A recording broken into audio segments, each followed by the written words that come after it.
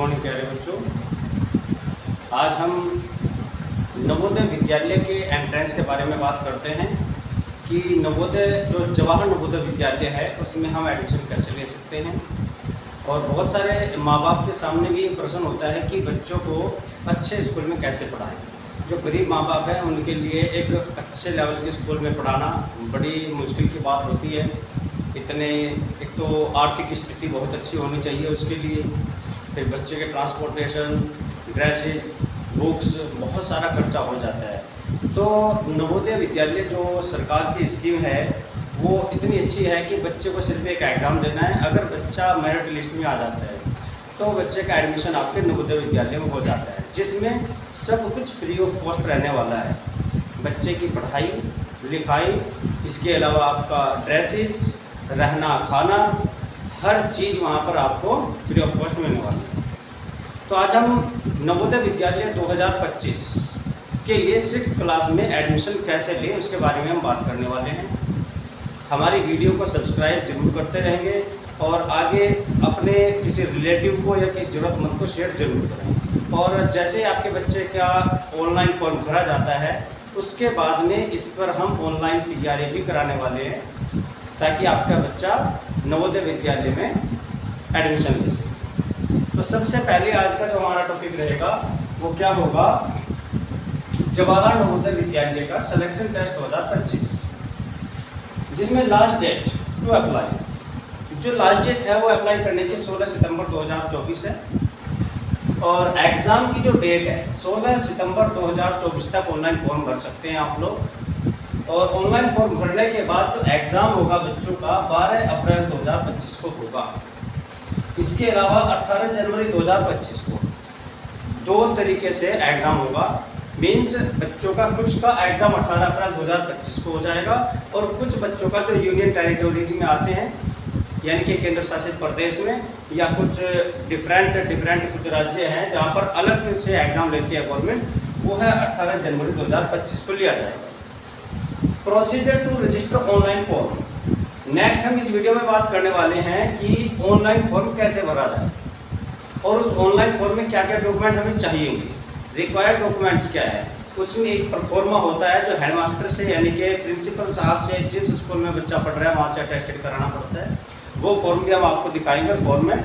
इसके अलावा who is eligible, यानी कि इस फॉर्म को कौन कौन भर सकता है, कौन सी क्लास में बच्चा होना चाहिए, किस कास्ट का होना चाहिए, उसके लिए क्या क्या रिक्वायरमेंट्स है, वो सभी हम इसमें बताने वाले हैं। तो प्लीज़ इसको ध्यान से देखिए।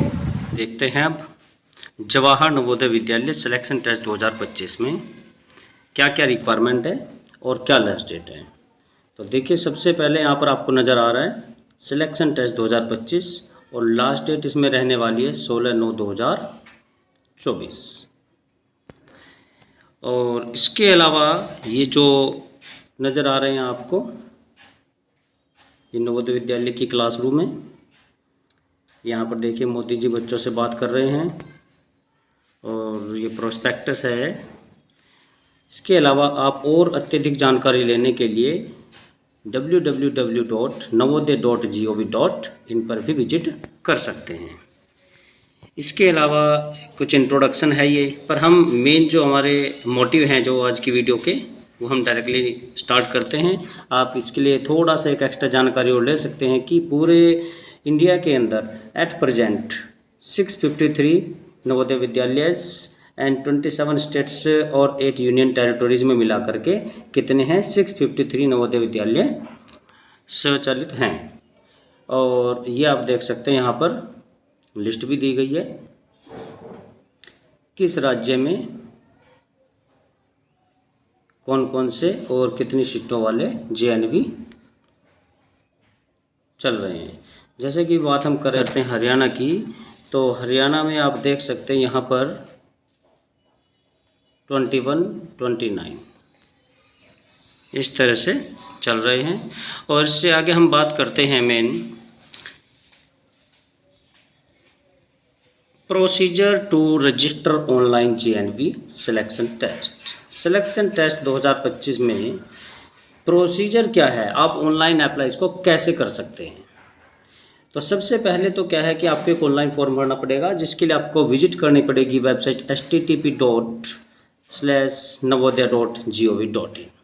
यहाँ पर आपको candidates and parents have to go through the notification cum prospectus ensure the fulfilment of eligible criteria. कहने का मीनिंग क्या है कि बच्चों को और माँ बाप को, माता पिता को, पेरेंट्स को नोटिफिकेशन को, प्रोस्पेक्टस को अच्छी तरह से पढ़ लेना चाहिए और योग्यता के बारे में जानकारी हासिल कर लेनी चाहिए कि हमारा बच्चा उसके लिए एलिजिबल है या नहीं है, ताकि आपका टाइम और पैसे दोनों वेस्ट ना हो। और इसके अलावा जो इम्पोर्टेंट पॉइंट है इसका वो ये है कि फॉर्म भरने से पहले आपको कुछ डॉक्यूमेंट तैयार रखने पड़ेंगे, जैसे कि लिखा है following documents in soft form. Soft form में आपको कुछ डॉक्यूमेंट अपने पास तैयार करके रखने हैं। JPG format of size between 10 to 100 KB, 10 से लेकर के 100 KB के बीच। नंबर 1 पॉइंट आ जाता है आपका certificate verified by the head master mentioning the details of candidate in the prescribed format. आपको एक फॉर्मेट दिया जाएगा, उसका मैं लिंक आपको डिस्क्रिप्शन में दे दूंगा, तो वहाँ से भी आप डाउनलोड कर सकते हैं और डायरेक्टली वेबसाइट से भी आप डाउनलोड कर सकते हैं। जिस फॉर्म को आपको हार्ड कॉपी निकाल करके, प्रिंट आउट निकाल करके उसको फिल करना होगा और जिस स्कूल में आपका बच्चा पढ़ रहा है वहाँ के हेडमास्टर से उसको अटेस्टेड कराना होगा। वो भी हम नेक्स्ट अभी आने वाले स्टेप में दिखाएंगे कि उस फॉर्म को कैसे फिल करना है और क्या क्या फिल करना है उसमें। एक तो आपने ये पॉइंट आपको तैयार करके रखना है। इसके अलावा आपके पास फोटोग्राफ होनी चाहिए बच्चे की, सिग्नेचर ऑफ द पेरेंट्स, जो माँ बाप हैं, माता या पिता, किसी के भी सिग्नेचर। और नंबर 4 आ जाता है सिग्नेचर ऑफ कैंडिडेट, बच्चे के भी सिग्नेचर आपके पास होने चाहिए। और नेक्स्ट आधार डिटेल्स या residence certificate issued by competent government authority, या तो रेजिडेंस सर्टिफिकेट होना चाहिए जो किसी गवर्नमेंट के अथॉरिटी के द्वारा क्या हो, जारी किया गया हो, इशू किया गया हो, या आपके पास आधार कार्ड होना चाहिए जो ऑनलाइन वेरीफाई होगा OTP के द्वारा। तो 1 2 3 4 5 ये 5 चीज़ें आपके पास होनी चाहिए। और जो फॉर्मेट है वो JPG में होना चाहिए, ये ध्यान रखें। 10 से लेकर के 100 KB के बीच का होना चाहिए। अगर किसी को किसी तरह की प्रॉब्लम आती है कि 10 से 100 KB कैसे करेंगे या वो फॉर्म नहीं भर सकते हैं, तो प्लीज़ कमेंट बॉक्स में लिखें, उनकी हेल्प कर दी जाएगी। नेक्स्ट हम देखते हैं, नेक्स्ट जो पॉइंट बोला गया वो बोला गया कि basic details of candidates like state, एक तो राज्य, जिला, ब्लॉक, आधार नंबर और एक पैन नंबर। पैन नंबर देखिए क्या होता है, ये permanent education number. Pan number पहले नहीं मांगा जाता था, लेकिन अभी कुछ वर्षों से pan number, permanent education number start हो गया है, जो यूडाइज पोर्टल से मिल जाता है और विद्यालय में मौजूद होता है। अगर आपके पास पैन नंबर नहीं भी है तो भी कोई प्रॉब्लम की बात नहीं है, आप फॉर्म फिल कर सकते हैं, क्योंकि पैन नंबर आपके पास मैंडेटरी नहीं है। जो पैन नंबर है वो मैंडेटरी नहीं है, तो उसके बिना भी आपका काम चल सकता है। PAN, permanent education number. चलिए नेक्स्ट चलते हैं। नेक्स्ट पॉइंट है कि the eligible candidate have to fill up the online form and upload the verified certificate photograph along with signature. जो फॉर्म आप भरोगे इसमें सिग्नेचर, फोटो बच्चे के लगाओगे, पेरेंट्स के भी सिग्नेचर होंगे और वो 10 से 100 KB के बीच ही होना चाहिए, ठीक है। और आपका बच्चा, क्या कहा इसने, headmaster of the school where the candidate is studying in class 5th, आपका बच्चा 5वीं क्लास में पढ़ रहा होना चाहिए, ये बात ध्यान रखने की है। इसके बाद आप फॉर्म को ऑनलाइन अप्लाई कर सकते हैं। के बाद हम नेक्स्ट बात कर लेते हैं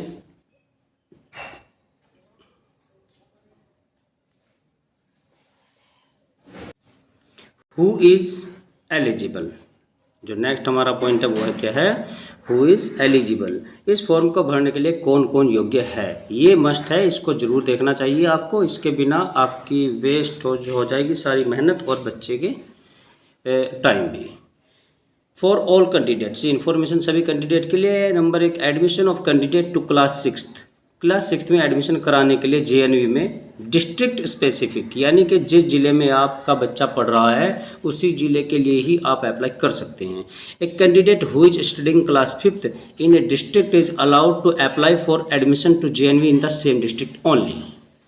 इसका मीनिंग यही हुआ कि जिस ज़िले में आपका बच्चा पढ़ रहा है उसी ज़िले में आप बच्चे के लिए फॉर्म अप्लाई कर सकते हैं, किसी और ज़िले में आप JNV नहीं डाल सकते। Online, the bona fide resident candidate from the district concerned where the Jawahar Navodaya Vidyalaya has been located studying class 5th in the same district are eligible to apply. वही बच्चा अप्लाई कर सकता है जो उसी डिस्ट्रिक्ट में पढ़ रहा होगा। इस पूरे के पूरे पॉइंट में ये बात अच्छी तरह से इन्होंने मेंशन की है। नेक्स्ट हम बात करते हैं, candidate has to reside in the district where he और she is seeking admission to JNV located in the same district. Bona fide residence certificate of the parent is to be submitted at the time of verification of documents after the provisional selection. अगर आपके बच्चे का admission selection हो जाता है तो selection होने के बाद आपको पेरेंट्स के नाम का क्या देना पड़ेगा, एक बोनाफाइड रेजिडेंस सर्टिफिकेट आपको देना पड़ेगा, जिसे हम रिहायशी प्रमाण पत्र या डोमिसाइल भी कहते हैं। वो आपने सर्टिफिकेट बनवाकर देना होगा जब बच्चे का एडमिशन होगा सिलेक्शन होने के बाद। नेक्स्ट अगर हम बात करें, थर्ड जो पॉइंट आ जाता है see point, candidate has to study class 5th in any of the government, या तो बच्चा किसी सरकारी स्कूल में पढ़ रहा होना चाहिए और government recognized school located in the same district. 2024 से 25 सेशन में बच्चा 5वीं क्लास में होना चाहिए और वह 5वीं क्लास के अलावा किसी गवर्नमेंट स्कूल में पढ़े या वो प्राइवेट स्कूल में पढ़े। वो दोनों प्रकार के बच्चे फॉर्म भरने के लिए अप्लाई कर सकते हैं।